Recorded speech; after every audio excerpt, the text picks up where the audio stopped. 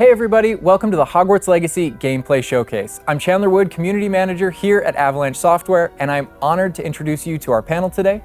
First up, we have community guest host, Ben Snow. Oh my god, I can't believe this is happening. Thank you so much for having me.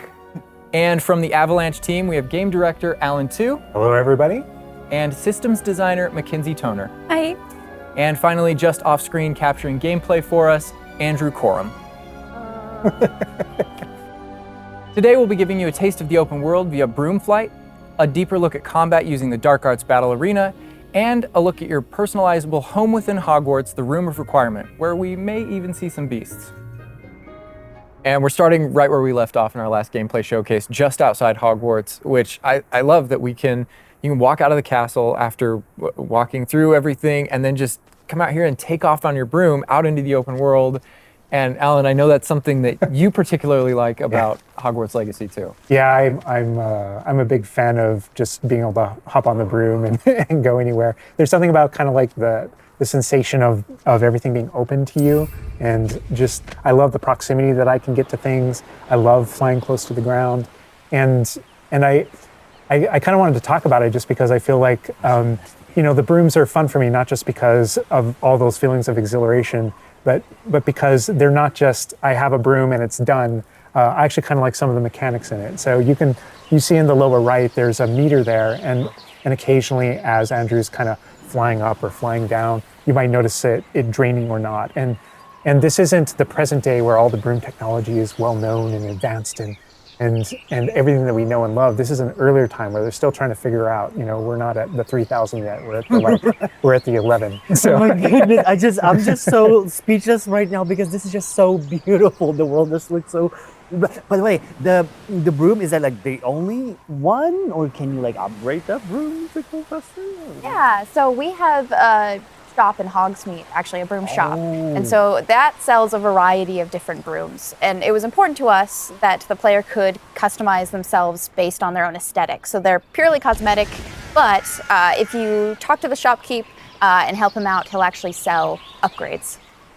Yeah, and those upgrades will make it so that where normally the broom, you can only fly, you can only go at max speed. It's kind of like a turbo meter down there. You can only go at max speed without the meter going down, kind of closer to the ground. And as you raise into the air, you'll notice the meter drop. And so those upgrades will allow you to increase that distance from the ground. And the broom owner at the sporting goods store in Hogsmeade is trying to perfect the broom and get better at it and know it better. And you can participate that and get better and better brooms through that. And I love that mechanic encourages you to actually explore the world and kind of stay close to the ground. It's not just a travel mechanic, point A to point B. You're not just flying high over everything, although it is beautiful, something I really love doing, but as well, there's lots to explore on the ground, and so kind of keeping you down at the ground level. And to me, it feels like it's got this kind of surfing vibe over the. Oh my god! Like I'm just like I want to snatch the controller from Andrew right now because I want to go to the mountaintop, I'm going to that forest and to that hamlet, or I don't know if that's how it's called. I think that's what it is. No, it's awesome. We're actually gonna land here, and I feel like that you call it a hamlet is just perfect, just because that's what we refer to it as, and so. We all know from lore that Hogsmeade is the only all-wizarding village within Britain, but we wanted other opportunities to kind of meet other characters out here and to kind of populate the landscape, so it's not just kind of, barren as you leave out this direction and that direction. And so we just imagine these different dwellings, these different smaller locations that wizards might live in out in the Scottish Highlands. And so it's those. And so we refer to those as hamlets, and they're opportunities to learn those wizard stories, how those different locations have kind of like learned to live, what their relationships are with characters at Hogsmeade and Hogwarts. And so they're both quest opportunities out here and a chance to kind of get to know more of the area, even beyond Hogwarts and Hogsmeade that we've already experienced. And you'll also notice on the mini-map, like lots of little icons, and each one of those represent gameplay in the hamlets that you can participate in, whether it's a vendor or different puzzles and challenges or different secrets that exist. Each one of those icons are different opportunities for gameplay. And you'll notice that same thing as we venture out into the open world as well. So when you go out into the open world and you see those icons, whether they're on the mini-map or on your map or off in the distance, those things are opportunities to say, like, I want to increase my inventory capacity. They're puzzles left behind by old wizards, that you can solve that actually grant you those. If you see ruins off in the distance and you visit them, you might find opportunities to actually expand and learn about your ancient magic. And as you kind of encounter different enemies dotted on the landscape, sometimes those characters, poachers or dark wizards, might be hoarding different magical resources that are valuable to you as you're playing the game. So each one has kind of like a way to connect to our gameplay loops and provide different opportunities that just kind of reward you for poking around. I mean, I right away want to just cover all of those points on the map just by going over there. Well, we've flown on a broom already, but there is something that we haven't done so far, and that is getting on our flying mount. We're gonna hop on our Onyx Hippogriff here. The Onyx Hippogriff is our pre-order bonus. Oh my god, there he just like pops out of the the back. Oh wait, you can use it as a horsey? I mean, a horse. I mean, that is a horse. Yeah, as a hippogriff, you can totally ride it like a ground mount, and you can lift off into the air. And we tried to make sure that each of those interactions, so the broom's really good at reaching that top speed, at kind of traveling the world as quickly as possible, but sometimes it's really nice to get on the hippogriff because of that ground speed or those transitions, and sometimes it just feels amazing just to be riding around on a hippogriff. Look at it. Yeah, it really is kind of like, I don't know, it's a great feeling being on it, and it's a great feeling managing those transitions, kind of going from run to fly and just being able to go wherever you want. And we tried to make sure that each one of these things that you can interact with have a unique identity and a reason for being. And oh my god, like I see like different like areas, like a swampy area. By the way, can you go to like entire map anywhere you go? Or there are regions that are like locked from you? Yeah, as soon as you, there's kind of a moment where the world kind of opens up to you outside of Hogwarts as a student, and right from that moment, early on in the game, you can go wherever you want. And so you might find more difficult challenges in different areas, and you'll see different spots as Andrew's moving around, like you mentioned, the swamp. But there, we have got like a coast, and we've got different types of environments out in the world just to kind of pepper your experience, reward you for exploring, keep things fresh. All those things exist as we're moving around. So cool. And I love that windmill. It's like so rustic. Like I keep forgetting that this is like 1800s. The Wizarding World we've never really seen before. Like it feels so authentic. Like it's part of it. Yeah, I love this vista too, and I'm gonna have Andrew stop here. We're gonna use a bit of dev magic to change the seasons. Actually, I want you to see what this world looks like covered in snow. Yes, yes, yes, please. I love snow. That's all I want. Wrong wavy. Oh my god, this is so beautiful. Oh my goodness. This is so pretty. Okay, it looks so realistic. Oh my god, it changes the landscape like completely. Oh my god, does it have like actual like gameplay impact, like impact on the gameplay, or does it like it's just the weather of Scotland? Yeah, we really use it as a narrative marker through the game. So as you're progressing through your main storyline, it was important for us to kind of like have those moments that kind of felt like when you're reading the books or watching the movies where, you'll see kind of like the title card, winter, and now the landscape has changed, and you're really feeling that passage of time while you're a student, going through your year at Hogwarts. And I think we wanted to duplicate that. And for me, it's really fun that it's not just on the outside, which I agree, I think it looks really beautiful, but within the school as well. So there are moments like when it reaches certain holidays or things like that, where Hogsmeade reacts to holidays and the school reacts to holidays, and you see the decorations around those environments change. That really helped just kind of make me feel like I'm there. Right. Yeah. And it's not just for the seasons, those kind of vibe things. Like we have a day-night cycle, and that day-night cycle, even though similarly, like it's largely about vibe, when you go into Hogsmeade in the evening, there's less characters there. Around the school, you'll notice it kind of dies down and quiets down just when there's just candlelight and students kind of like as you're walking through the halls. But in that day-night cycle is where we've kind of placed a few items where, whether or not you can collect them or whether or not you can interact with them that are a little bit restricted by the day-night cycle. And I love Andrew's flying up here, really high up on the hippogriff. And we're just looking at this view of Hogwarts in the distance. It's just absolutely beautiful. It's part of what I love most about flying around in this game, whether it's on a hippogriff or on the broom.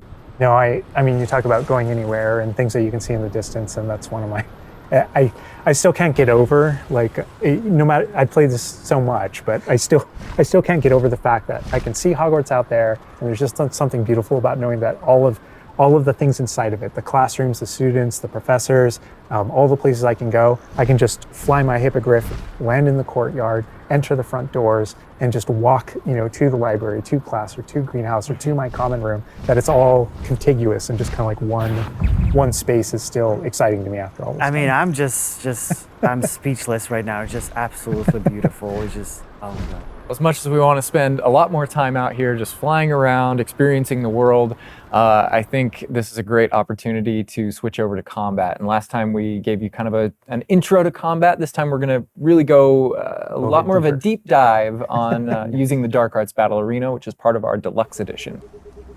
All right, Andrew's got us in the Forbidden Forest, which is where the Dark Arts Battle Arena is. Which is part of the Deluxe and Digital Deluxe Edition. I love the way that the Dark Arts Battle Arena is actually part of the world. It's integrated into the world, so your experience is more immersive than just choosing an option from the main menu of the game or something like that. Reason to go to the Forbidden Forest. Exactly. There are many reasons to go to the Forbidden Forest, but he's also wearing the Dark Arts cosmetic set, and here he's pulling out the Thestral, which is part of that Dark Arts pack from the Deluxe and Digital Deluxe Edition. So we're going full Dark Arts here. That's good. That's what I like going down. But I like this battle arena. It is a great place to show off really combat in a big way, because it unlocks some interesting abilities for you and allows you to really play around with combat in a deep way. And is this like the only arena like this in the game where you can like practice? Yeah, so in the base game we have 2 combat arenas normally, and so everyone has access to those. And each of the combat arenas are an opportunity to kind of just go through a difficult combat challenge, fight through multiple waves in order to earn a different cosmetic for your character and add that to your collection.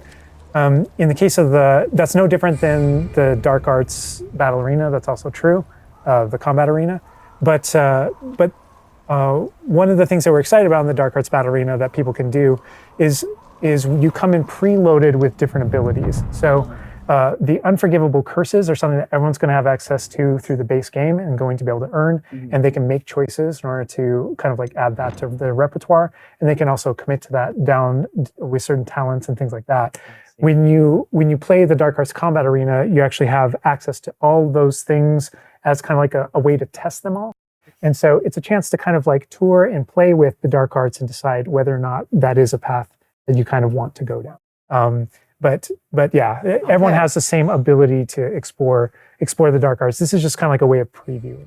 And again, a great place for us to show off combat in general. So I think we're gonna jump in here. Andrew's gonna start battling, and we can start talking about everything you're seeing on the screen. All right. Whoa, they just about the cadavers right away. Oh my God. We're starting off strong. Oh my God. Was that Sergio? Oh my God. That's so cool. Yeah, so that you'll notice right away, like when we used Avada Kedavra, that guy's health bar went from instant to 0, and we really are trying to honor the way Avada Kedavra works in the game, even in some pretty extreme situations.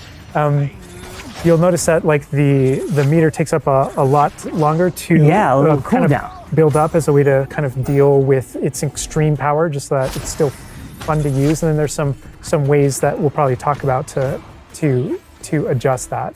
But I don't know. I don't know if there are things on the screen that you just have questions about. Well, like I see like little blue things pop up from the enemies. Also, before like that sign, well, it's like, so in the community we call it the ancient magic sign. I don't know if that's how it's called. In the game. So the community is astute. So on the development side and in player facing in the game, we reference that as your ancient magic community. Oh, so it is ancient magic. That is, yeah. So as your abilities in the game keep growing and you become exposed to some of the secrets about your own kind of mystery and your own abilities, you start unlocking new powers. So one of those powers, you'll see the R1 button appearing throughout the game. That's an ancient magic throw, we call it, that allows you to kind of like draw an object to you and fling it at an enemy. Okay. But whenever you see the R1 or the L1 plus R1 appear over somebody's head, that's an ability to cast a very devastating and powerful ancient magic spell to do a ton of damage against the character. I see. And the way that manifests itself depends on the type of enemy that you're fighting. And you'll see a wide variety of enemies in here that are pressuring the player in different ways. You'll notice there's abilities that kind of bubble up under the player as he's fighting that force him to move. And there's different ways that we want the player to kind of move around on the battlefield. And that's actually a good link to the ancient magic meter in general. And the reason why I say that is because as you're doing different things in combat, you're protegoing and you're doing different abilities and you can kind of spec into it with your talents, there are different ways to get that meter to build faster and faster. But one of the most effective base ways to build up that meter fast, that way you can launch these devastating attacks whenever you want to, is to actually perform combos. So you see that combo appearing, and it's almost like your emotions are building up, and then basically that builds up enough that you can attack someone. But as the combo meter builds up, at some point you strike someone and a piece of their magic kind of falls out of them. You'll see these blue orbs in the game world, and there's something that only you can see in the narrative, in the world. And it's another reason to move around on the battlefield. If you can go up and collect those things and suck them in, they give big jumps to that ancient magic meter as we're playing. We're talking a lot about spells and magic here, but I think there's another huge component of combat, and that is the tools that you can bring to combat as well to kind of change the way you play. And I think Mackenzie knows a lot about what's going on with the plants and potions. And so the tools are really interesting because they're basically like a prior investment. So you can bring the potions and the plants that you grow in the Room of Requirement to combat to essentially kind of help you defeat enemies a lot quicker and more efficiently. So some of the tools that you'll see here are like the rock skin potion. So that is something that basically covers your skin in this like rocky material that reduces the incoming damage that you're receiving. So against big enemies, hard-hitting enemies like trolls, that's super helpful. Oh my god, he's just destroying.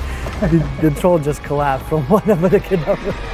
Obviously, we have the Wiggenweld potion as well, which increases your health. And then we have the focus potion. So when Alan talks about having to balance Avada Kedavra with a long cooldown, because obviously it's an instant kill, one thing that you could do is brew a focus potion, and that will increase how quickly your cooldowns regain. Right. Oh my god, there's just so much like versatility, like in what the character is doing to the troll right now. Like he's just bouncing around the arena. He's like not.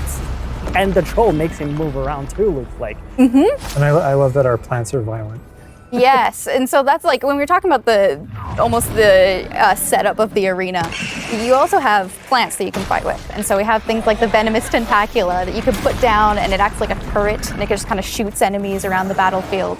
That is so cool. This is like a truly like Hufflepuffian way to approach the battle. Yes. No, that was super important to us, that there were these like multiple ways. And so you can see there's a ton of different things that you can use. The Mandrake is one, so you can pull it out and it stuns with its like piercing cry, these enemies in a radius. And another thing I want to call out that we're seeing on the side of the screen here is these dueling feats, which I love because I love anything that prompts me to play a game in a different way, a unique way. I don't want to get stuck in my style, you know? And so this is a way to, if you want to get stuck in your style, go for it. If you just want to blast people with spells, go for it. But we also want to have some things over here that may make you use certain plants or certain potions or block more or... Yeah, we mentioned the field guide challenges in the prior stream. And the field guide challenges, this is the way that the field guide manifests like challenges for you to do in combat. And exactly to your point, we just wanted a way to encourage players to explore the different systems, to help them decide, to just kind of practice with them and explore what they want to do, because there really are so many different ways that you can push talents. When you see the green X's on characters, that's right. And that's kind of through your talents you can unlock this kind of cursing mechanic that sort of like links the fates of these different characters on the battlefield. That way, as you get as you're cursing different characters, they all begin sharing damage, and so. We have things like Avada Kedavra, which is the insta-kill, but if you curse everyone before you insta-kill this one guy, they can all drop dead for that kind of ultimate Voldemort fantasy. And so Oh my god. there are dark arts fantasies. There's fantasies about being more of a defense against the dark arts characters, things like that misty step that you see occasionally being used on the battlefield.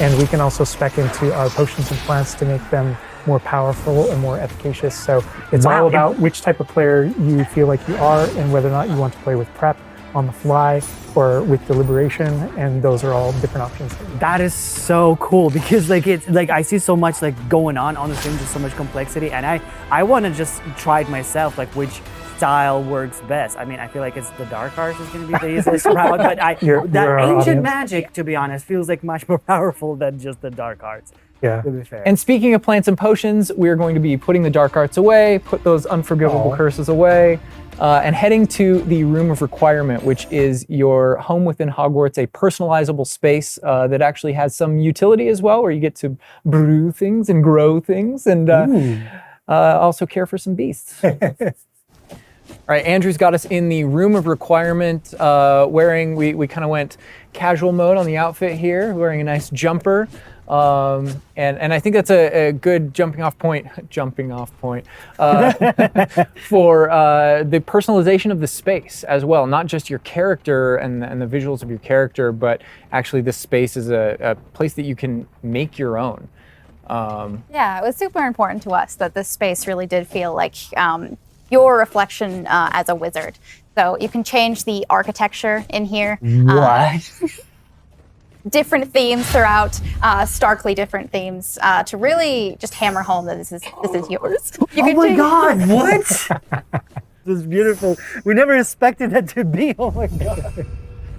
That's the thing, is not only can you change the architecture here, but you can actually conjure little objects into this space, as you can see. So there's like statues that you can do, and ornaments and tables and rugs and just a bunch of little things that really flesh out the space and bring it to life. Oh my god, because like we had an idea that those places where you brew stuff, that's where you can change, but you can do all of this. Where do you even get this stuff? Like there's a furniture store?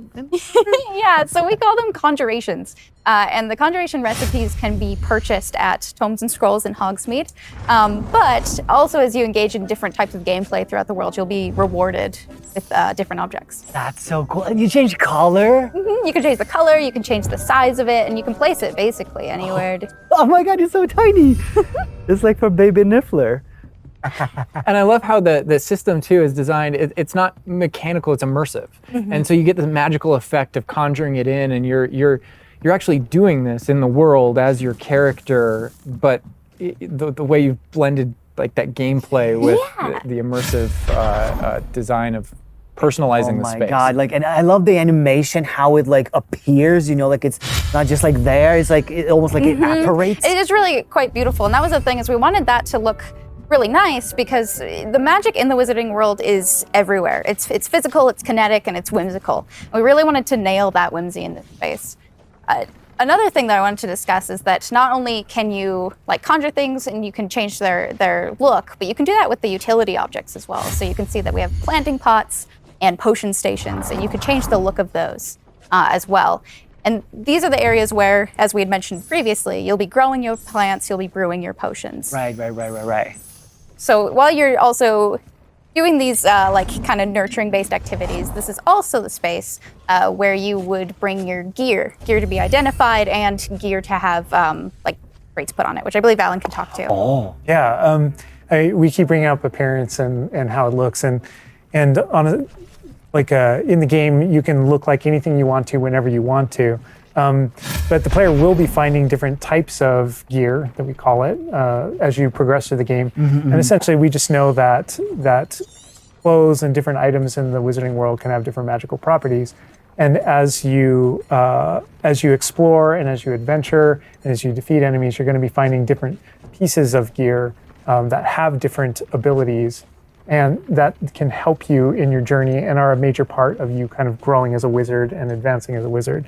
And so There's a huge list. and not all the time, whenever you get a new piece of gear, you don't necessarily know exactly what it does.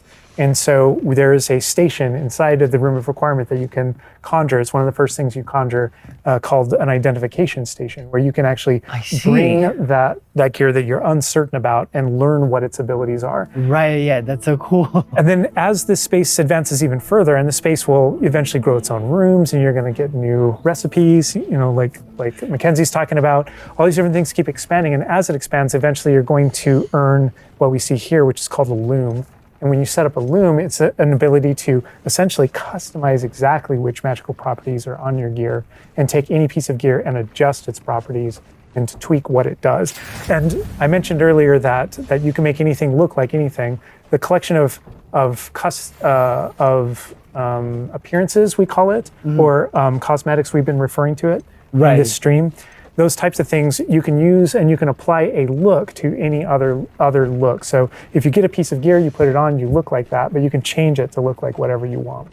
That's so cool. And like you can just put some ability to this sweater, but then you can just swap that ability. Yep, and appearances you can edit whenever you want in the gear screen. The loom is specifically about applying traits and applying larger upgrades that just kind of grant you greater statistical advantage or give you really specific abilities that blend in nicely with where you're trying to go with your combat fantasy or talents and things like that. Interesting. I'm just seeing that they're just like pumpkin fur, mooncalf fur. Where does that come from? Yeah, and so you'll notice that the ingredients that are used to add traits and to upgrade your gear are based around beasts. So this is where we get into the beast care section, which is inside this vivario. Kind of bigger space on the inside idea. And so you can see here we have a couple of beasts out. We have a graphorn and a mooncalf and a niffler and a neasel as well. So quite a variety. Oh my God, he's just like a big puppy. They're so cute. Cuddling. Oh my God, they're together. Oh, that's so cute. They're adorable. And so part of beast care is petting them as well, but feeding them too. And so once you do those things, that's when they feel safe enough that they'll give you their magical ingredients. So mooncalf fur, niffler fur, etc. That can then be used in your gear. That is like so like intuitive because like you know that makes sense because when you touch the animals, you get some fur leftovers. That's so. Oh my God. Yeah, and we really want to hammer home the fact that this is like a home that you're making for them. So in the overland, you can find these beast dens and rescue these beasts. Part of doing so is brushing them and feeding them food as well, and to build that relationship with your beasts.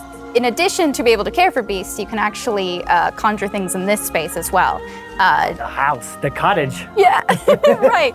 And so we have like a lot of little ornaments in this area, and a lot of them are purely cosmetic, but they look really cool. Again, it's the personalization of this space. Oh my goodness, no, this is like, I'm gonna spend 8 hours just designing this whole area to personalize. This is like cool, it's like you have this little play area, like a personalized fish tank, so to say. Just for the creatures. I love it. Yeah, no, totally. And there's like a decoration aspect, but there's also, we were saying inside as well, is there's a utility aspect to it too. So as you progress in the game and you're able to purchase more conjurations, you're able to speed up your process. So one of them, for example, is the food processor, which allows for the beast in the space to automatically get feed, so you don't have to do it manually. And so you're really building the progression for yourself here. In addition, there's also a toy box where you can play with your beasts. And you'll see here, yeah. So you can, there's a bunch of toys in it, and each beast has their own favorite toy. So as you can imagine, the mooncalf really likes the moon ball, or the neasel, as like a little cat, really likes to chase the yarn ball as well. Right. And they're super cute. Oh my God. Watching them, it's so cute. And the big thing we really wanted to hammer home is that the world is a dangerous place. And so by going and rescuing these beasts and bringing them back here and caring for them, you're really helping them out. There's poachers in the overland who hunt these beasts for their material. So instead, you're caring for them. You're giving them a home. Right. Oh my God, this graphorn is just gigantic. But he looks like my dog. We can make my dog right now for sure. You could actually name them as well. So like your dog. So getting back into that personalization, you know, yeah, we didn't want you to just like throw in, oh, here's a Graphorn in here. Like, this can be named whatever Andrew's about to name them. Bruce. It's a good name. You know, we've created this really nice space, and you can get additional vivariums, correct? To different kind of aesthetics and looks to where you're keeping your beasts and caring for them. Progression is a big part of this space as well. So as you progress through the story, you will unlock more vivariums. So as you can see, this one's quite meadow themed, big, open, bright, but there's other ones, say like a swamp that you might encounter. And it's really a visual effect to and more space for your beast. Oh, so it's like those, so when we're inside the room requirement, there's like on the left, there's that moon glow from one entrance and then some shrubbery going on the right. Is that what you're talking about? Yep, that's exactly it. Ah, oh, you put trees in here too. Oh my goodness. And another thing with the beast care that I think is great, you know, tying back to this same kind of thing that you did with like the broom, where the broom is not just a method of travel, it's actually built in and integrated into the world. In the same way, like beast care isn't just this added element. You're not just throwing it on top. There's really this like narrative and integration to everything connects. So as you progress through the missions, you'll expand the space. As you earn resources, you'll go into Hogsmeade and use them to unlock the gameplay here and unlock new conjurations and different things to play around with. In the open world, it's in those different environments, like the different combat and conflicts and bandit camps and different things like that exist in the overland. Those things are what hold recipes that exist in the loom. So all these things have a way of connecting. Moonstone that you find out in the world is the resource that we use to conjure everything that's found throughout the world. Forageables are used for recipes. So really everything's like a cycle and keeps you coming back. But even with the story that's being told too, I think people know who Poppy is and that she has a particular affinity for beasts. Yeah, I mean, I think everything we're seeing here, you know, you're going to be venturing out into the world, and this is just kind of the tip of the iceberg, even of kind of like your interactions with beasts in that narrative. So, you know, you bringing up Poppy, there are more kind of mysteries to discover and things to discover out in the world that have to do with her and that have to do with caring for beasts. And so different characters have their own stuff that just kind of make this all just kind of like the beginning of your journey. Well, we could spend hours in here, but we're gonna have to end the stream now. What do you think about what you've seen today? I mean, I'm just so blown away by how beautiful it looks. The open world seems so detailed and there's so many things to do, and like the combat, we're gonna spend like 2 weeks or more just breaking it down by pieces. There's just so much to this world. Like, I'm so happy you guys did this overall gameplay. And that's just the tip of the iceberg. We've got more for you to discover and find on your own. Thank you so much for being here. Thank you for watching. Hogwarts Legacy is available for pre-order now. It releases February 10th with 72-hour early access for owners of the Collector's, Deluxe, and Digital Deluxe Edition. We're gonna wrap things up, but first we've got a little surprise for you. Bye.